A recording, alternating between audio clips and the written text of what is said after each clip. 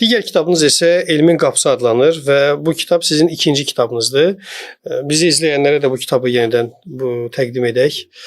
Bu kitab barədə bizə məlumat verəsiniz. Valla onun adına toxunum ki, Elmin Qapısı Həzrət Əliyə işarədir. Yəni Həzrət Əli Aleyhisselama bağlı Allah Resulü buyurur ki, mən elmin şəhəriyəm, Əli isə onun qapısıdır. Ənə mədinətul ilmu və Aliyyun babuha.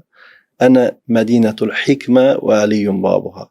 Mən elmin şəhəriyəm, Əli isə onun qapısıdır. Başqa bir yerdə buyurur, mən hikmətin şəhəriyəm, Əli isə onun qapısıdır.